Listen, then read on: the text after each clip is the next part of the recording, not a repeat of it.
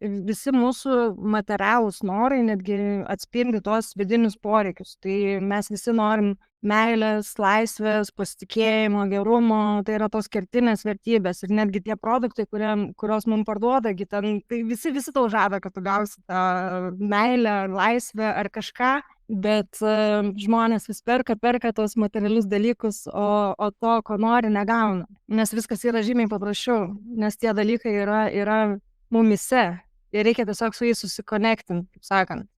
O mes per visą tą stresą, per užimtą gyvenimo būdą, mes neturim laiko, kada tai daryti ir mes prarandam tą ryšį su savim. Ir tiesiog, kaip sakoma, vejamės, lipam į ne savo viršūnės ir užlipę suprantam, kad ne į savo viršūnę, kaip sakant, užlipom ir jaučiamės gale dienos nelaimingi. Nes žmogus per dieną daro apie 30 000 pasirinkimų ir jeigu 95% mūsų sprendimų vyksta automatiškai. Ir apskritai tie 95% eina iš mūsų įrašytos programos galvose.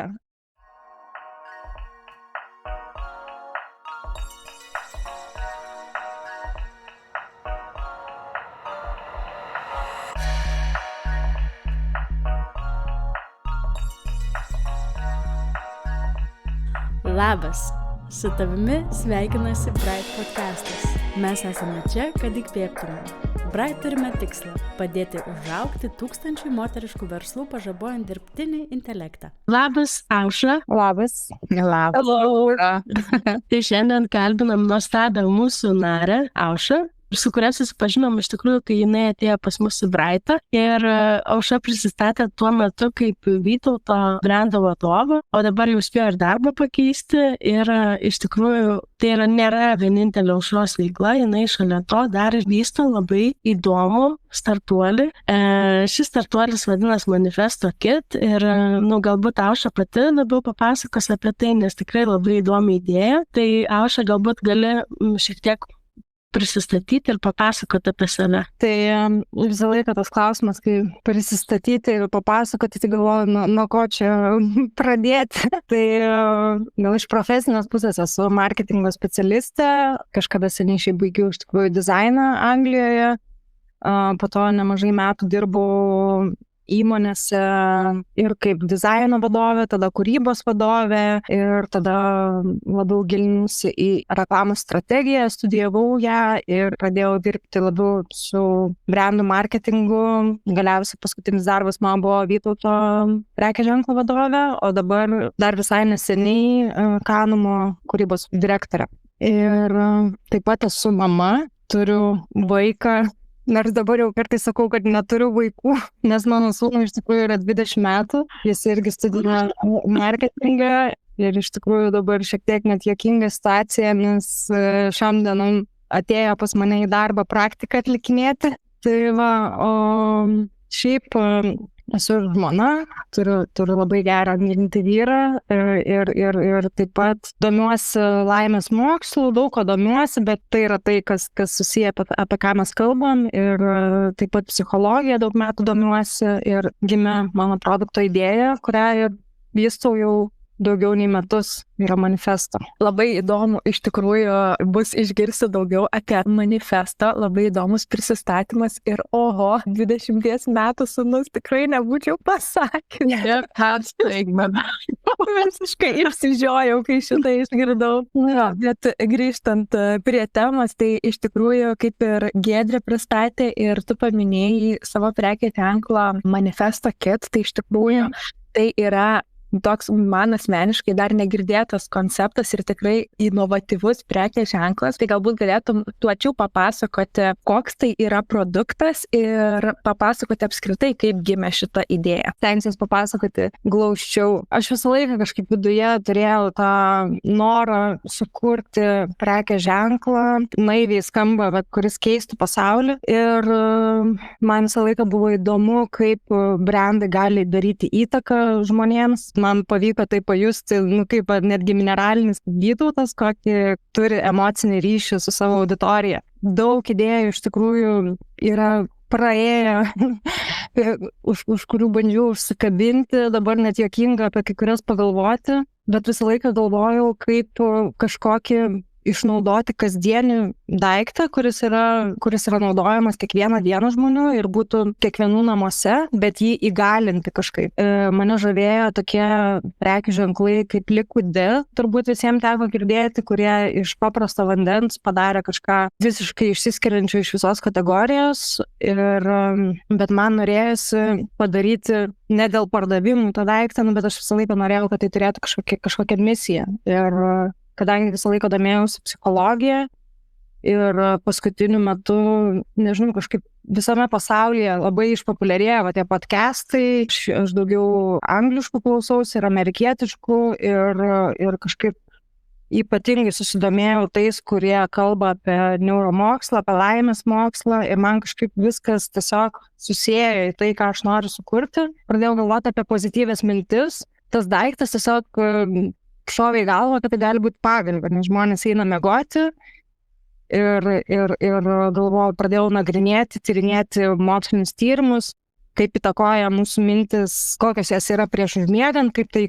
įtakoja mūsų kitą dieną ir panašiai. Ir tada gimė mintis, kad tai galbūt tai gali būti a pillow with a superpower. Ir misija, kad visi žmonės pasaulyje užmigtų su pozityviomis mintimis. Tai viskas prasidėjo nuo pagalvės ir po to vystėsi ir kažkaip besigilinant į tuos visus tyrimus, sužinojau, kad yra pagalvė, bet galbūt yra dar ir kiti pojūčiai, kuriuos galima panaudoti.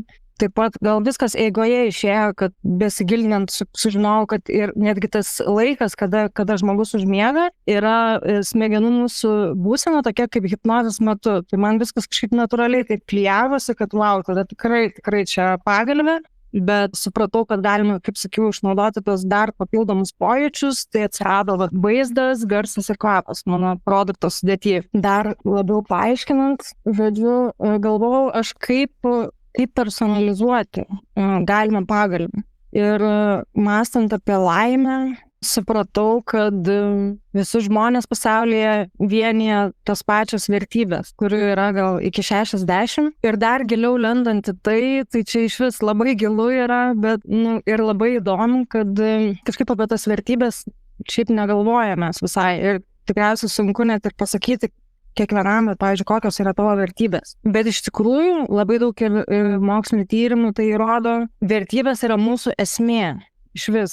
Visi mūsų materialūs norai netgi atspindi tuos vidinius poreikius. Tai mes visi norim meilės, laisvės, pasitikėjimo, gerumo, tai yra tos kertinės vertybės. Ir netgi tie produktai, kurios mums parduoda, tai visi tau žada, kad tu gausi tą meilę, laisvę ar kažką, bet žmonės vis perka tos materialius dalykus, o to, ko nori, negauna. Nes viskas yra žymiai paprasčiau, nes tie dalykai yra mumise ir reikia tiesiog su jais susikonektinti, kaip sakant.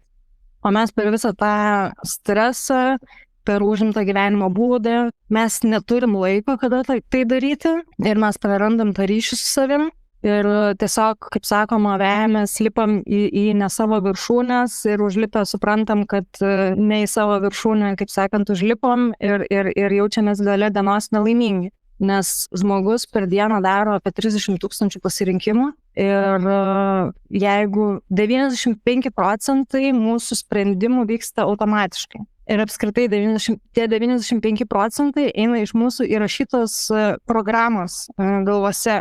Yra įdomus dalykas, kad kai mes buvom vaikai, tai mūsų smegenų būsena irgi buvo ta teta fazė, kaip hipnozės metu. Yra taip gamtos padaryta, kad vaikai kaip programa įrašinėja viską iš tėvų, kad tiesiog išmokti dalykus. Ir mes tada suaugę iš tos programos automatiškai ir elgiamės, bet ten yra daugiausia mūsų kažkokių baimių, kur tau ten sakė, kad tu negali arba daryk kitaip ir mes esam žiauriai susivardžę. O sąmonė mūsų elgiasi yra kūryba visa.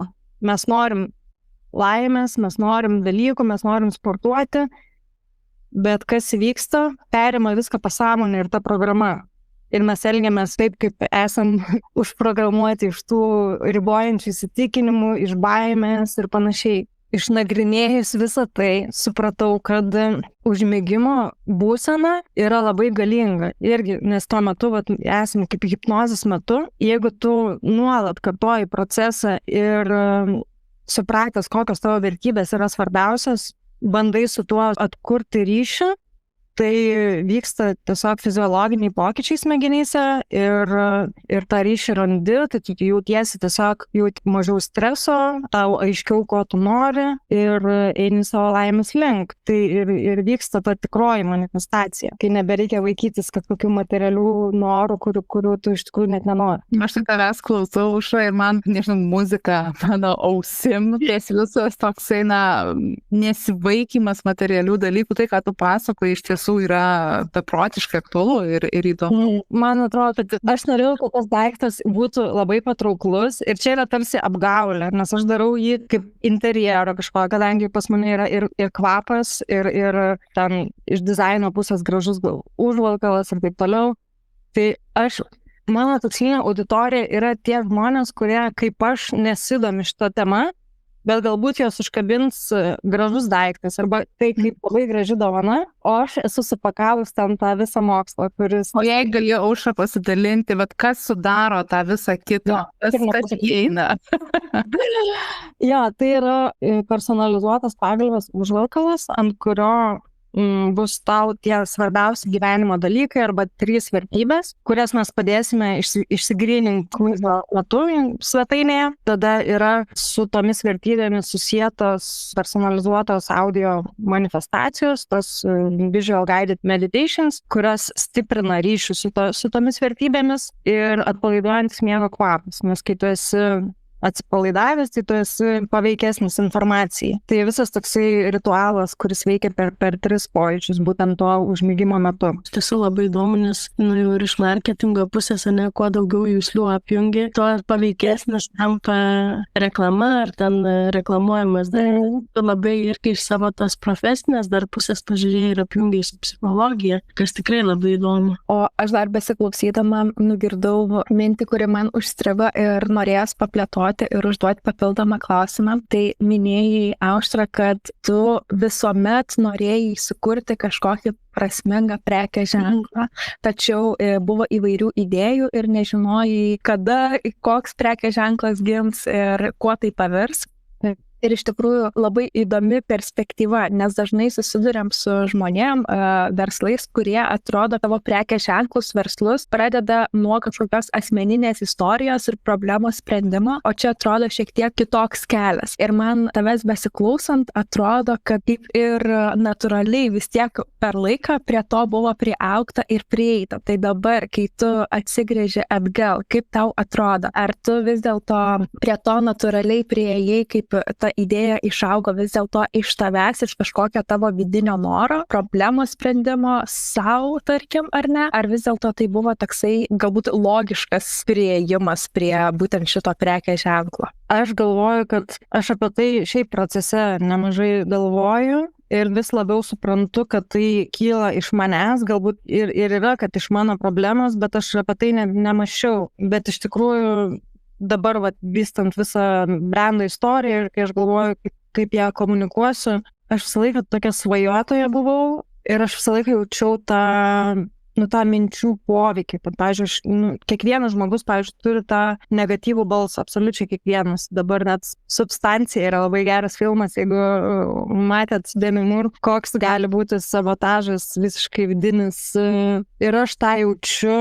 Visą laiką jausdavau ir man tokia priešprieša visą laiką su tuo vidum, kur aš atrodo tiek galiu padaryti, kažką tikrai pasiekti, bet visą laiką mane tai varžė ir ypač gal dėl to, kad aš, kaip minėjau, turiu sūnų, kuriam jau 20 metų ir buvo laikas, kai aš labai jauna susilaukiau ir tikrai buvo tokių statementų išgirstų, kad tu niekada ir neturėsi tikros meilės ir viskas jau karjeros irgi nebus ir panašiai. Tai man viduje labai stipriai reikėjo visą tai perlipti, kad pasirinkti kitą kelią, bet aš labai, labai užsispyriau ir tiesiog viskas labai labai gerai sekėsi man, nes aš po universiteto iš karto pradėjau gan stipras pareigas. Ir aš pamačiau, kad tai vyksta, kad tu kažkaip įveiki tas mintis ir gal aš manau, kad jeigu aš būčiau tikėjusi tais visais žodžiais, tai būtų mane suėdę ir aš visiškai nei čia pasakočiau, nei apskritai dabar kažką kitą veikčiau, turbūt nei veikiau. Tai manau, kad tai labai susiję ir aš labai tikiu, kad mūsų mintis tai yra tai, kas mes esame. Kaip mes galvosime, tai tie mūsų įsitikinimai lemia mūsų realybę. Man tai yra tokia magija visiškai, tai aš noriu patikrinti.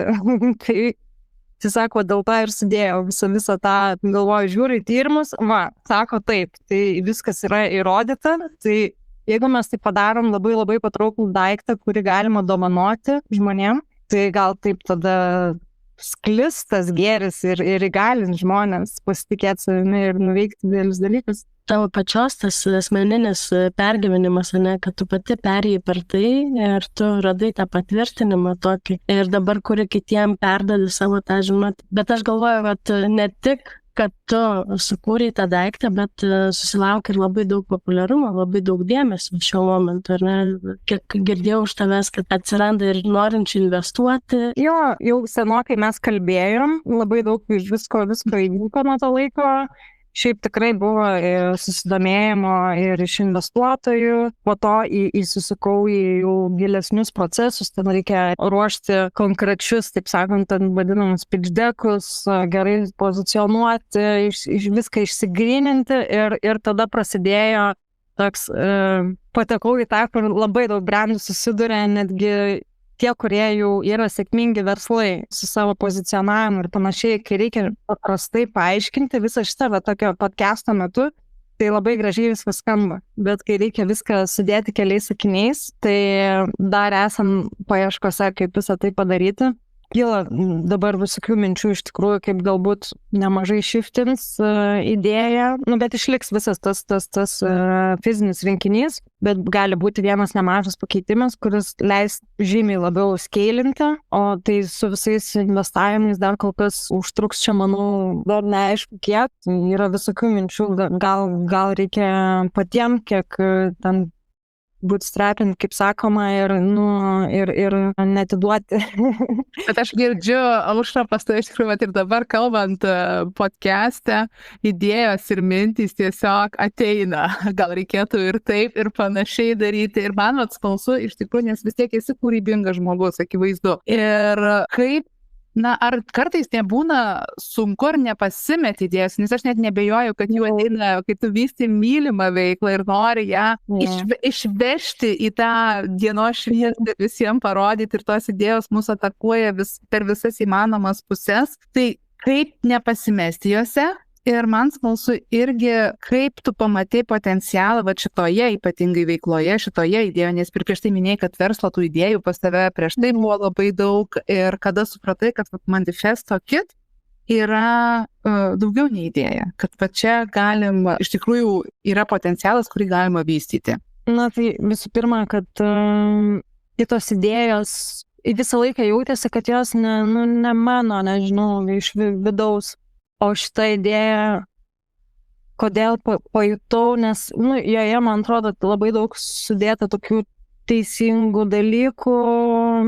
Norėjusi tokio, kaip sakiau, man įgyveninau tai, ką norėjau, kad tai kažkoks emocinę sveikatą įtakojantis, keičiantis daiktas. Man visą laiką norėsiu fizinio daikto. Kažkaip visi labai tos visus tech dalykus nuėjo ir man atrodo, kad būtent laimiai skleisti fizinis daiktas yra labai faina, kaip dovana. Čia ir ritualas yra, kuris ten atskirai labai daug mokslinių tyrimų, kiek tai suteikia daug naudos žmogui. Pertrauksiu, nes man labai patiko tavo pasakytas žodis ritualas. Iš tikrųjų, svarbu prieš einant miegoti, kad mes keltume žvalūs, pasiruošę naujiems iššūkiams kitos dienos, turėti tos savo mažus ritualus, ne prie telefono ekranų, ne prie planšetinio kompiuterio ekranų, bet turėti tą ritualą su savimi, su nusiraminimu minčių ir pasiruošimu miegoti. Jau pats šitas žodis labai skamba fantastiškai. Tu gerai sakai, kad visi dabar tos digital dalykus gamina. Ir atrodo, mes jau taip įlindę į tą digital pasaulį. O kada ras tos ramybės, ar ne, atrodo viskas, tiesiog yra ekrane. Kartais tiesiog noris, prisiliesti prie kažko, pabūti. Ir šiaip jeigu tie, kurie kuria appsą ir aš žinau, kad investuotojai iš karto taip žiūri skeptiškai, tik ne appsas, nes yra labai sudėtinga ir tiek yra tų appsų ir tokia konkurencija yra ir žmonės šiaip jų per daug turi ir nenori jų dar kišti į savo telefoną ir panašiai. Tai čia yra digital dalis, bet svarstomi variantai, kaip padaryti, ne visiškai to appsų. Įsivaizduojam. Čia yra tai, kad, man atrodo, plius tas visas sensori marketingas irgi jeigu kvapai, kiek čia galima vystyti visokių dalykų, tada apskritai tai yra dovana, kuri iškels žmogui labai labai svarbius klausimus ir galbūt jam padės atrasti vertybės. Ta aš irgi labai noriu vystyti ir dar nežinau kaip, bet kai kažkada jau bus finansų ir galimybių, tai aš noriu su AI pagalba sukurti sistemą, kaip atvesti žmogų, labai gerą tą kvizą padaryti, kaip atvesti iki jo vertybių, kad, pavyzdžiui, galėtų ten jo klausti, ko tu iš tikrųjų nori, ir jisai sakytų kažkokį materialų dalyką ir jo klausti, o kodėl, nes tave tas gilinimas jis turi atvesti iki šitų dalykų. Čia galėsim apie tai pašnekėti.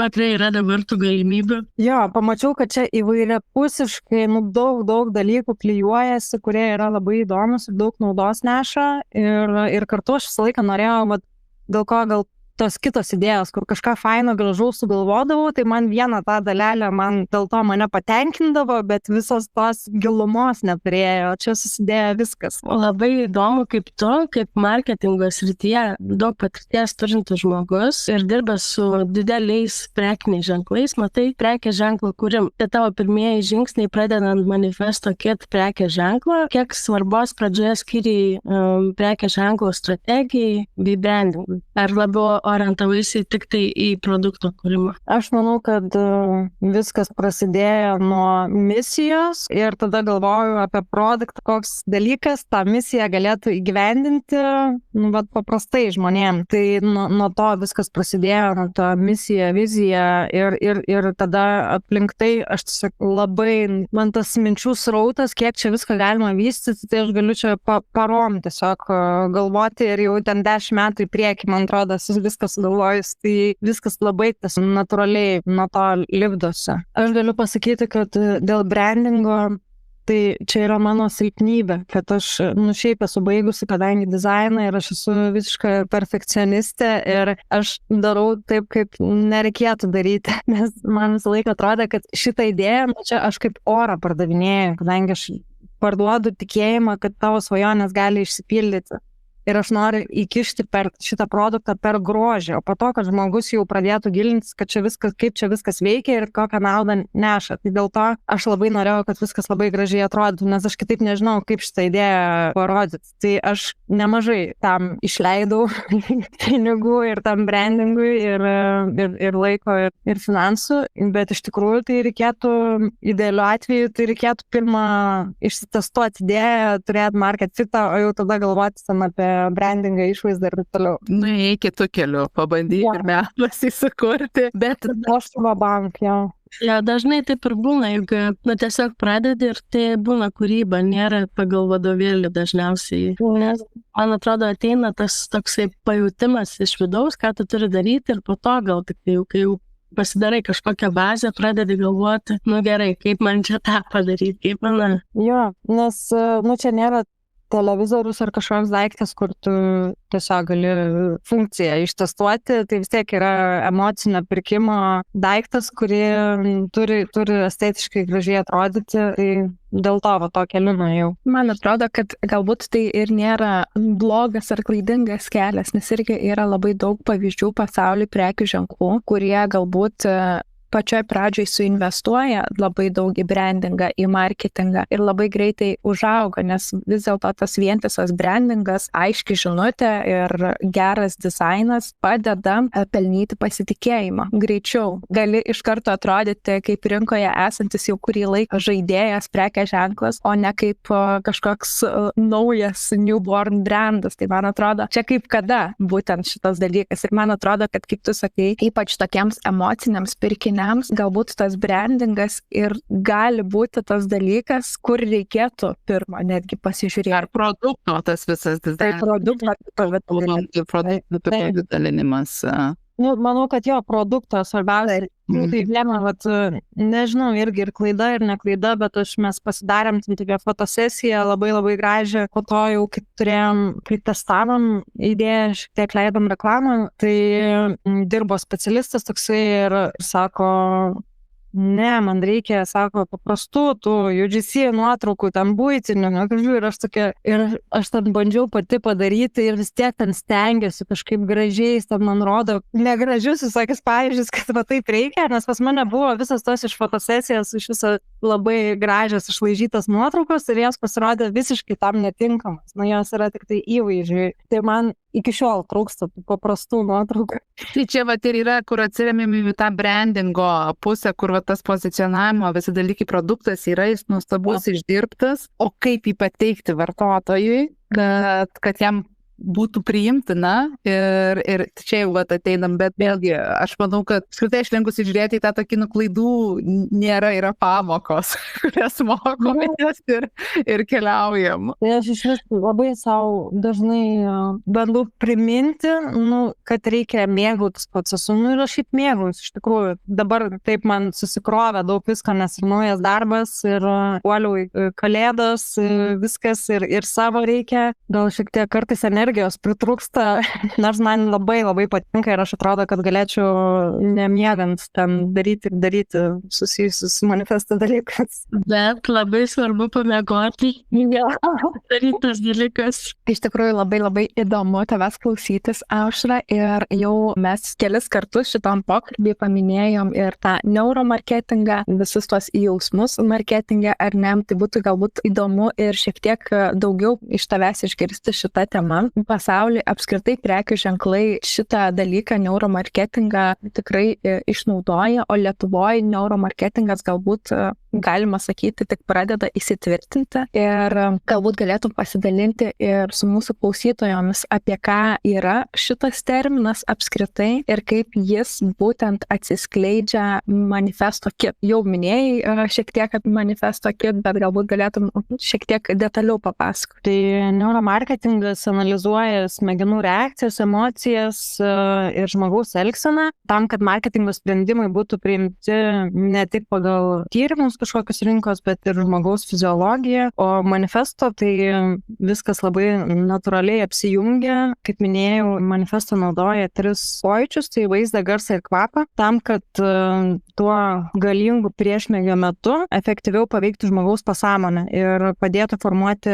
teigiamus įpročius ir pakeisti visus tos ribojančius įsitikinimus ir negatyvias mintis teigiamomis, inspiruojančiomis, susijusiomis su tuo, kas tau yra svarbiausia. Tas personalizuotas užvalkalas, ant kurio matomos vertybės, yra kaip vizualus priminimas prieš miegą, kad tiesiog eidamas miegoti pamatai ir instinktyviai nuskaitai, prisimeni, kas tau yra svarbiausia. Natūralus miego kvapas tau padeda atsipalaiduoti, kad tada, kai tu klausaisi tą manifestacijos meditaciją inspiruojančią, irgi tai eitų paveikiau tau į mintis, į pasąmonę. Tai va, tai ir sukuriama tokia patirtis, kuri įtikina ir įkvepia žmogų. Aš galvoju, dar apskritai, tas kvapas kuria ir patirtį, ir atsiminimus, ar ne? Ir galbūt, pavyzdžiui, tą kvapą jau būtų galima panaudoti dar ir po to, kai tu, jeigu naudoji kas vakarą, tai išėjus dienai pasikvepini ir sugrįžti į tą emociją. Geras. Šiaip mes galvojam daryti, čia gal nieko tokio, kad atskleisiu, nežinau.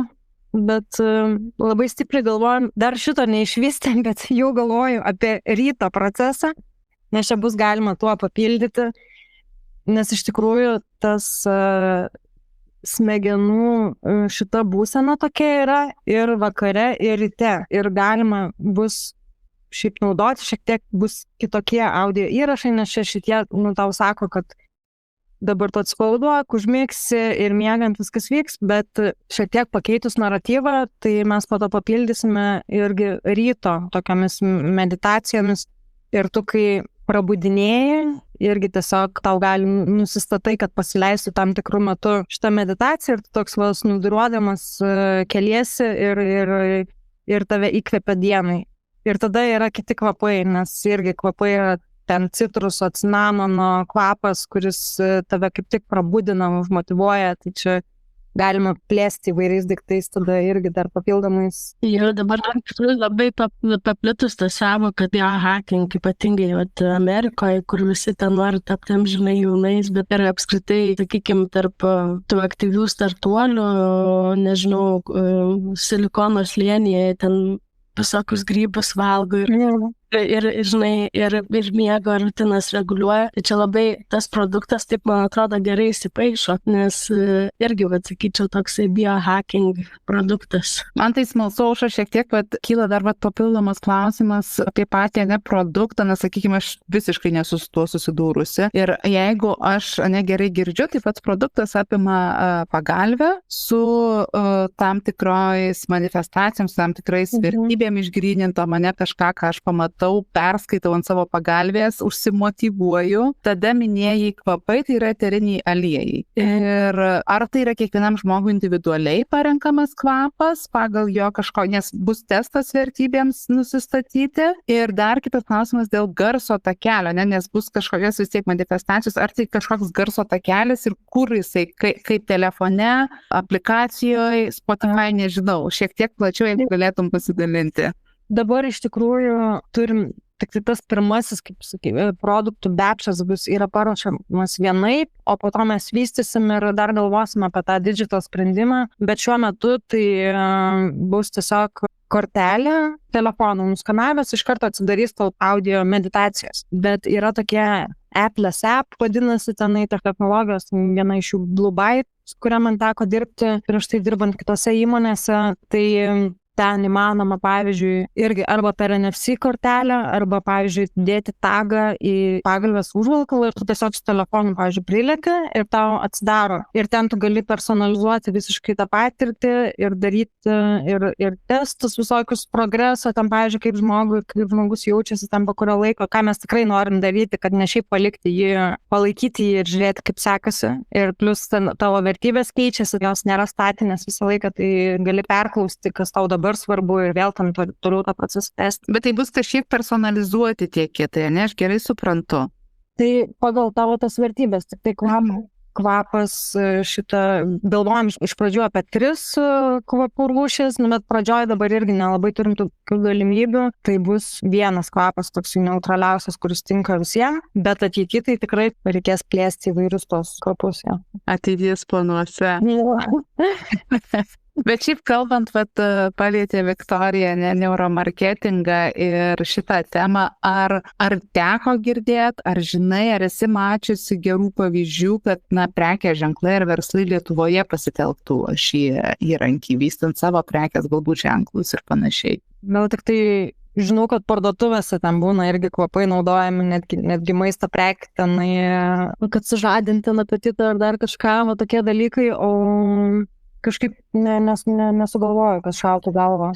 Labai nedaug. Man teko bendrauti su specialistė, kurie dirba irgi su tais kvapais. Tai sakė, tikrai labai mažai kas naudoja. Esu girdėjęs, kad teko bendrauti su juvelyru ten parduotuvėm, kurie iškvepina reišėlis, bet man atrodo, kad dar nėra to suvokimo, kaip iš tikrųjų reikėtų daryti, nes iš tikrųjų kiekvienas kvapas sukuria emociją.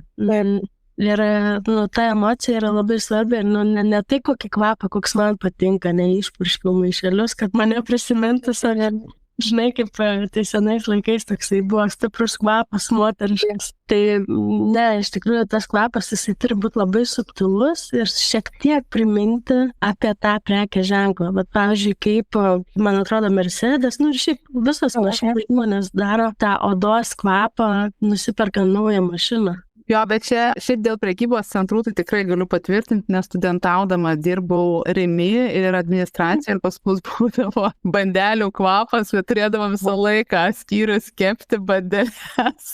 kad parduotuviai būtų tas bandelių kvapas ir kad visą laiką atrodytų, kad va čia šviežiai kvepia keptom bandelėm. Tai šitas tikrai būdavo, bet čia ruoždamasi mūsų pokalbį šiek tiek pasižiūrėjau, ar apskritai tokia paslauga egzistuoja galbūt, nes kaip mes pačios, kad Giedrė ir Viktorija dirbam su prekės ženklų strategijom, tai yra bent jau vieną agentūrą pavyko surasti, kuri specializuojasi neuromarketinge ir kuria prekės ženklo strategiją su būtent remiantis į tas visas jusles kaip lytėjimą, regėjimą ir kvapą. Aš šiaip ką ir Giedrė paminėjau, iš tikrųjų tie didieji milžinai, kaip Coca-Cola ar Disney ar Microsoft, Hyundai, jie apskritai turi netgi departamentus neuromokslininkų, kur dirba kaip bet va čia man yra tas šiek tiek skirtumas apie tai, ką tu kalbi, tu pasitelki neuromokslą daryti įtaką žmogui, jam pačiam, jo augimui, jo kažkokiam tobulėjimui ir tai laimės mokslui paremtus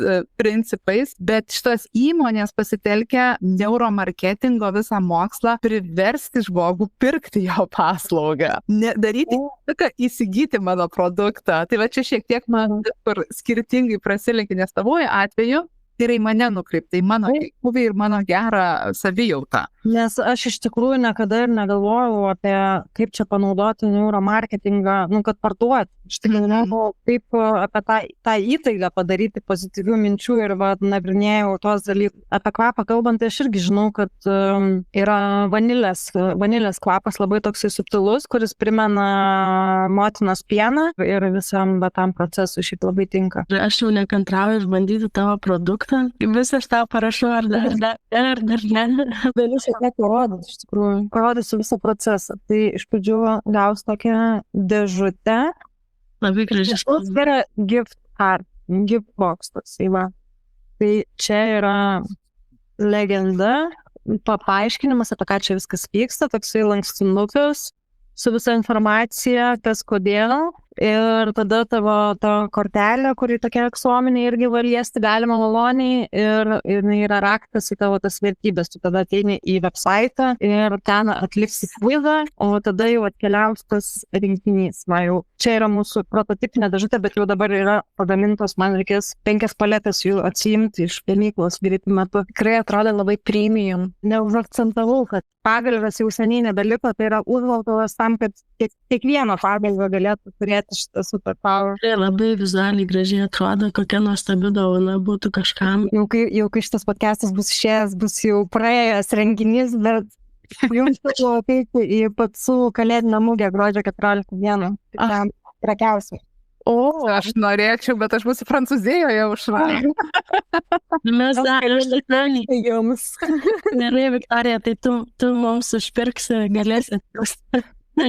Dabar man šiaip įdomu, mes paskutinį kartą, kai kalbėjom su tavim, taip daugiau, tai tu sakei, kad dalyvauji akceleratoriui ir kad iš tikrųjų esi labai užsiėmus. Tai man įdomu, kur tu dabar esi savo prekės ženklo vystymo kelionėje? Čia buvo preakceleratorius, kur dabar dalyvavom ir mes buvom, kaip čia klausimas buvo, kaip nepasimesti, tai mes iš tikrųjų buvom pasimetę. Labai daug pamokų gavom, kai kažkas atrodo svarbus, kažkoks žmogus tau kažką pasako ir tu galvoji viskas čia taip reikia daryti ir buvo nuklysta iš tikrųjų nuo pirminės idėjos, buvo šiek tiek pasimetimo ir viskas tokiu, ne tai kad fiasko baigėsi, bet turėjom prezentaciją, kur davė ten susimastyti ir kad mes nutolom nuo savo unikalumo, nes mes biškai pradėjom per daug gilintis irgi kažkokį appsą, kad reikia kažkokius čia standartus atitikti. Tai dabar grįžom prie savęs ir vis dar per šias kalėdas bandysime pradėti netgi fizinius pardavimus, tai ir minėtoj mugėj ir tikiuosi iki kalėdų, kad išeis online paleisti prekybą. Sausio mėnesį stipriau su to Be Better You naujais metais kažkokią, kampaniją daryti ir kol kas daugiau jokių artimiausių metų programos jokios nedalyvausim, norim pasileisti prekybą, pažiūrėti viską, kaip patiems einasi, žiūrėsim toliau. Ta kelionė, vystant prekės ženklą, dažnai būna, tokia, eini dažnai ne tuo keliu, reikia grįžti ir tai visiškai natūralus dalykas yra. Man atrodo, kad labai fainai, kad daliniesi tuo, nes, kartais atrodo, kai pats esi tame procese, dažnai sutinka moterų, sako, nežinau, kaip man čia tą daryti, kaip iš tiesųgi viskas yra kūryba, viskas yra ieškojimas ir jeigu nueini tuo keliu, visą laiką gali grįžti. Tai labai fainai, kad dalinies. Labai fainai iš tikrųjų yra ir ne vien Rainbows and Sunshines paliesti podcast'ą ir pamatyti, kad toj virtuvėj visko būna. Tai tikrai aš irgi dar kartelį noriu pasakyti ačiū, kad daliniesi ir noriu paklausti fainesnio dalyko. Tai galvojant apie tai, kas tave labiausiai veža, būtent kas labiausiai motyvuoja vystyti manifesto prekės ženklą. Ką įvardintum kaip tos didžiausias motivatorius? Veža tai, kad ta kūryba tiesiog pati taip liejasi laisvai man su šito brandu. Sakau, dar čia gal juokinga taip kalbėti, čia nėra dar pasisekęs verslas, bet aš nežinau, kodėl aš labai turiu tą tikėjimą ir veža mane tas galutinis tikslas, kad klausausi tų podcastų, kur top pasaulyje, žinai, kur kalba apie emocinę sveikatą ir laimės tą mokslą ir girdžiu, kokius produktus jie reklamuoja ir apie ką kalba ir aš tiesiog, jie atrodo kalba mano žodžiais. Viskas, kas čia sudėta, tai be visą tai jie kalba ir man atrodo, kad kažkada, kai jie sužinos apie šitą produktą ir jau jisai bus jau pardavimai ir taip toliau, aš tikiuosi, kad taip kaip vat, ir jūs stebina nuoširdžiai, kad wow, koks įdomus produktas ir kaip čia, tai aš noriu iš tų žmonių sulaukti tokių reakcijų ir galbūt jie atsidurs šitas produktas jų podcastuose ir tada tai jau tikrai tą laimę pasklisti po visą pasaulį, tai mane ta motivacija labiausiai veža. Tai tikrai užkariausi. Užkariausi su laimė pasaulį. Labai gražus ir prasmingas siekis. Bet fainiausia man girdėt, jau ne kartą mūsų pokalbį užfiksavau, kad tu minėjai, kad mėgaujasi procesu. Ir man atrodo, kai vystai savo verslą ir mes trys irgi su tuo susidurim, kur būna tikrai sunkių ir labai sunkių dienų, bet tai yra viskas procesas ir visą laiką stengiamės tuo pasimėgauti ir mane džiugina girdėti iš tavęs irgi, kad būna visko, nukeliaujam, kartais paklausom kažko patarimo ar kažką išgirstam, nuklystam nuo savo tos pirminės idėjos, vėl grįžtam, bet visa tai yra procesas ir patirtys ir tas labai labai džiugina, kad nepaisant to, kad mini irgi, kad trūksta ir laiko, ir energijos, ir naujas darbas, ir šalia, nes tai nėra pagrindinės tavo verslas, kur tu atsidūrė visiškai pilną savo laiką, bet vis tiek tu degi tą idėją ir dabar sėdi su mumis 9 valandą vakaro įrašinėjom šitą podcastą ir su tokiu entuziazmu pasakoji tai, ką tu kuri ir tas labai labai džiugina. Ačiū labai. Mes kadangi labai mėgstam iš tikrųjų pasidalinti tokiais, žinai, ne Rainbows and Sunshines, bet tokiais tikrais gyvenimo ir verslo kūrimo ar ten prekės ženklų kūrimo etapais. Galvojant apie tai, su kokiais iššūkiais tu susidūrei, apart to, kad buvot nuklydę, kas dar, bet šitoj kelionėj tau buvo sunkiausia. Šiaip nemažai verslų sužlunga iš tikrųjų, nes kešas baigėsi, tai kainuoja ir testuoti idėjas ir mano atveju man ir tą visą dizainą sukurti, kai testavom tenai, nuklydau ir darau ir ant Shopify'us, kai reikėjo mažus pakeitimus ant 100 kartų daryti, kiekvienas pakeitimas ten daug kainavo, nėra dar pardavimų, tai gal tas didžiausias challenge'as finansinis buvo, nes pirmą kartą tai padarant, tai gal ne viskas padaryta taip, kaip galima buvo, ten sutaupyti kai kuriuose vietose, daugiau tai nežinau. Kickstarter. Ir Kickstarter, pradinė mintis buvo ištestuoti šitą idėją per Kickstarterį ir labai nemažai laiko tam praleista, aš jau ir kursus ir panašiai. Ir tada mes pradėjom daryti leadsų kampaniją, kad rinkti tą waiting listą. Reklama pasirodė žymiai brangesnė negu tikėjomės. Realiai, aš nežinau, kodėl mes ir tikėjomės mažesnės kainos, gal ta kaina pakankamai ir normali, bet mūsų biudžetui jinai buvo netinkama. Ir po to aš pradėjau dalyvauti tose programuose, kur per akceleratorius ir panašiai pradėjau sutikti žmonės, kurie jau darė dalykus ir Kickstarterius leido ir sužinojau daug dalykų, kurie man pasirodė, kad visgi, kad tai nėra tinkamas kelias. Ir plus dar prisidėjo tie Amerikos rinkimai ir viskas ten kainos išaugo į visišką kosmosą reklamos, tai mums net jokių svajonių ten apie tokius biudžetus nebuvo, tai teko kilinti šitą planą, kuriam buvo išleista tikrai ir finansų, ir laiko resursų labai daug. Vertinga patirtis. Kickstarteris šiaip tikrai labai geras būdas yra susirinkti tą pradinę bendruomenę, nes aš žinau, dirbu aš su Rokamu. Pačia pradžia jinai taip ir užaugo, būtent per Kickstarterį susirinko savo bendruomenę ir tos moteris, kurios atėjo per Kickstarterį, jos iki pat šių dienų yra advokatas šito brendo ir keliauja į visus renginius, padeda netgi, jeigu ten pritrūksta rankų, tai jos tikrai yra tokios, brand kaip... Koks prekės ženklas? Rokamu. Geras, kažkaip nesugirdėjęs. Jo, tai čia labiau gal Danijoje ir dabar jau Norvegijoje ir Švedijoje, bet jos pradžia buvo tokia, kad tiesiog nuo Kickstarterio. Ir, galbūt, žinai, kartais, irgi, kaip tu mini dabar, kad buvo rinkimai, iš tikrųjų tie rinkimai tikriausiai labai daug triukšmo ir sukėlė, ypatingai jeigu į Amerikos rinką. Jo. Tai tikrai čia, netinkamas laikas, bet jeigu apgalvojus tą laiką, labiau pasiplanavus, pasidarius gražų video, kuris pristato, manau, kad tikrai turėtume. Ar yra kažkas, kas šiai dienai, kur tu pasižiūrėjai į tą visą Kickstarterį nepavykus ir taip toliau, kur tu sakytum, šiandien šitiem iššūkiam pasiruoščiau arba daryčiau kažką kitaip, kažkokią pamoką, kurią tu išmokai? Tai man visą laiką pamoka nebūti tokia perfekcionistė ir kad būtų good enough to go, žinai, nes aš visą laiką iki to... Perfekcionizmas. Kaip sako, better than the perfect, labai puikiai tą suprantu, nes man irgi kartais šitoje vietoje labai užsibuksuoju, bet iš tikrųjų labai mokos iš Birutės ir Viktorijos, kad 90%, 80%, 95% geriau negu 100, svarbiausia, kad padaryta. Jo, tai čia man pagrindinė tokia visą laiką, man šitą reikia prisiminti. Ir dar, kad irgi nepamesti savęs, tada kažkaip galvoju, irgi tas suveikia kažkoks nepasitikėjimas savim, kai kažkas tau sako užtikrinti, kaip daryti geriau, bet teko akivaizdžiai pamatyti, kad, pavyzdžiui, tie patarimai visai nebuvo teisingi, o reikėjo tiesiog savim tikėti. Kas man dar kirba klausimas vienas. Man labai smalsu, nuo tos idėjos, kada tau šovė į galvą kažkas kurti kaip manifesto kit, kiek praėjo laiko, iki kada tu nusprendė investuoti pinigus, nes vis tiek tu nusprendė skirti tam savo asmeninės lėšas. Ar tai buvo ilgas procesas, kur tu ilgai galvojai, ar tai buvo toks drąsus šuolis, kur sakai, let's do it, tikrai gera idėja? Viskas prasidėjo nuo to, kad aš dar tuomet nežinojau apie kaip vyksta visas tas Kickstarteris ir panašiai, tai iš karto, darom Kickstarterį, kaip turbūt nemažai kam, kad ten paleisi ir pradės žmonės tau ten pinigus palūst. Idėja.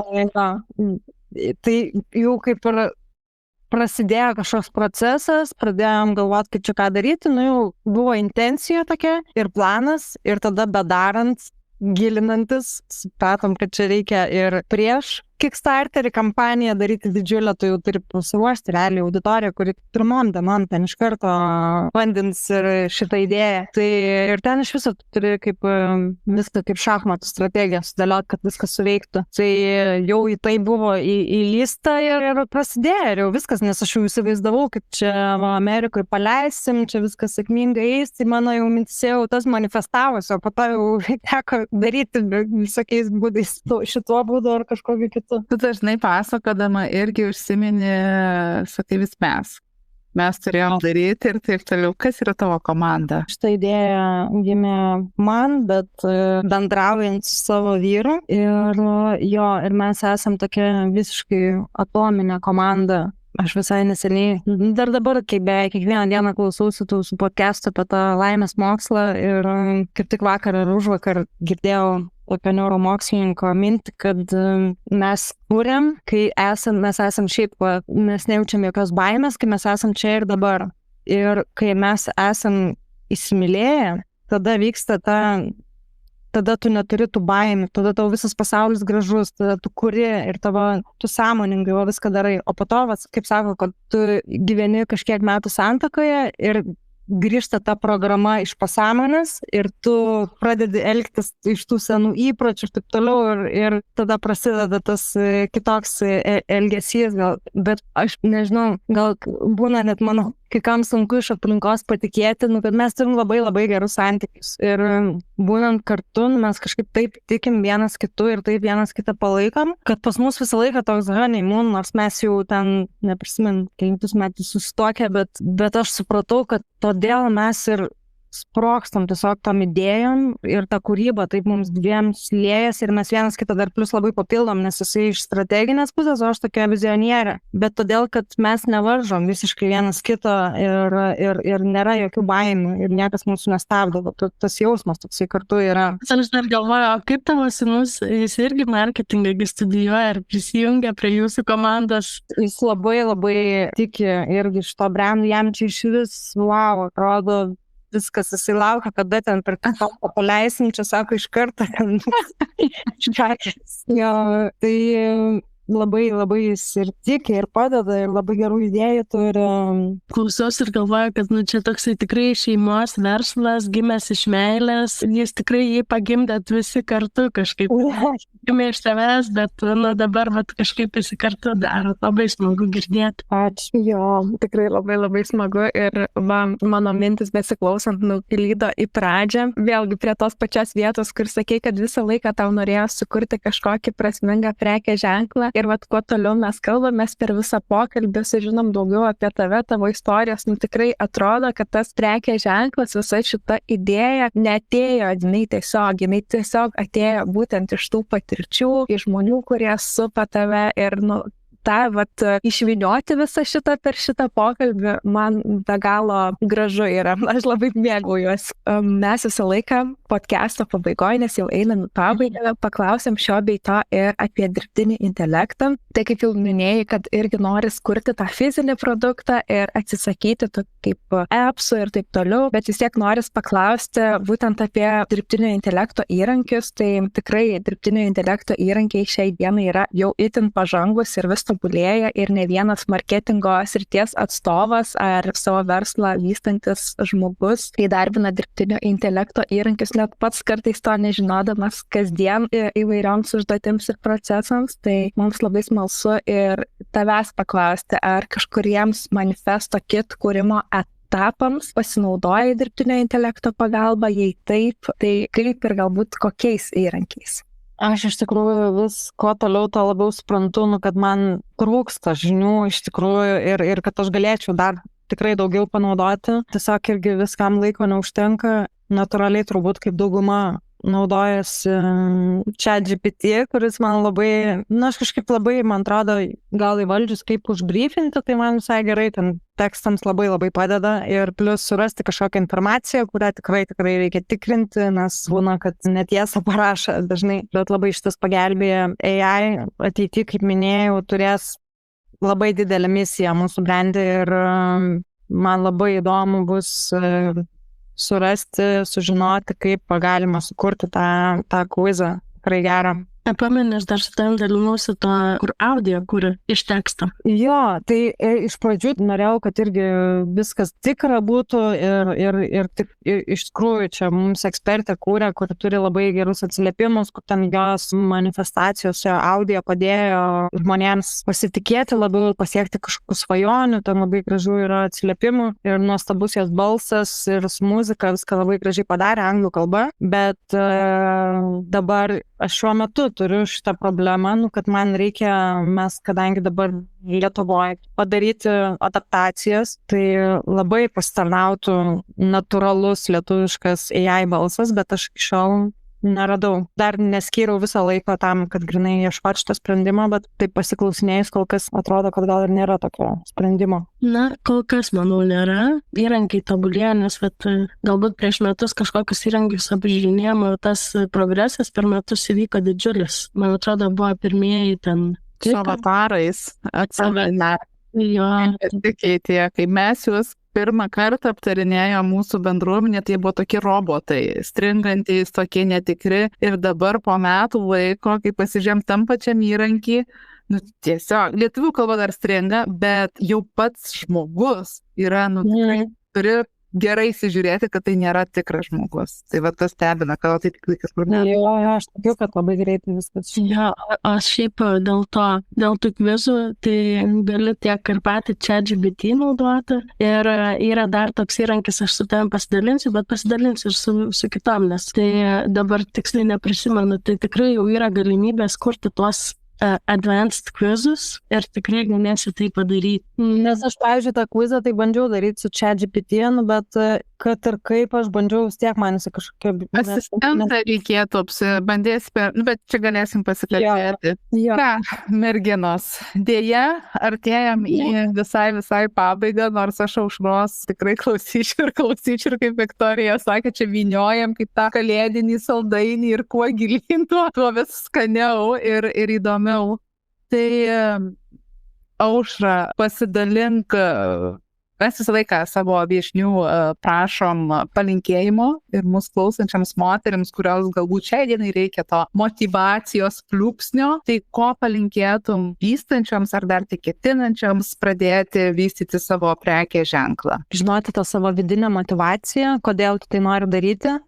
Ir jeigu tikrai iš širdies nori daryti, tai tiesiog nepasiduoti negatyviom mintim, bandyti rasti savo kažkokį ramybės, nors mini ritualą dienoje, kuris labai padeda sugrįžti į save ir tada tas tikėjimas vėl užgimsta ir tada tiesiog reikia bent po žingsnį kasdieną daryti link to dalykus ir visą tai įvyks. Wow, labai iš tikrųjų gražus palinkėjimas ir man atrodo sudėjai šitą palinkėjimą visą esmę. Manau, kas yra svarbiausia, tai iš tikrųjų tiesiog pirmiausia tikėti, o kai žinai, ką darai, kodėl tai darai, automatiškai turi tą tikėjimą ir jeigu turi tikėjimą, tau negali nepasisekti. Tai labai ačiū tau, Aušra, dar kartelį už šitą palinkėjimą ir labai ačiū už pokalbį, tikrai buvo kaip saldainis ir buvo labai smagu giliau su tavim susipažinti ir su Manifesto Kit ir iš tikrųjų dabar jau ir aš nekantrauju, kada bus galima įsigyti šitą produktą, nes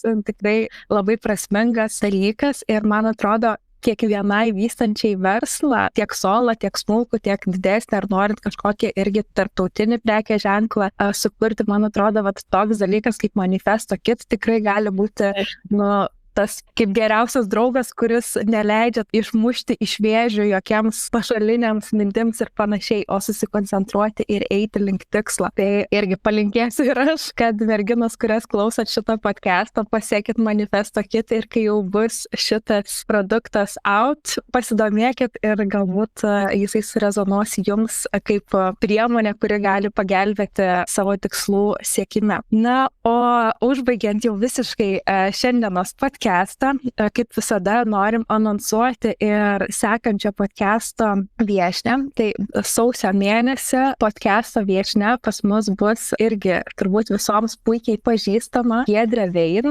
kuri Instagrame yra žinoma kaip UGC pradininkė Lietuvoje. Tai tikiu, kad bus labai įdomus pokalbis ir jeigu dar nežinot labai stipriai, kas yra UGC arba kaip jį išnaudoti savo versle, tai pasistengsim, kad Giedrė atsakytų į visus klausimus, kurie tik gali kilti. Tai ačiū dar kartelį Aušra, ačiū merginos ir sakom iki. Labai ačiū. Super. Tikrai buvo labai įdomu, Aušra. Wow, labai ačiū.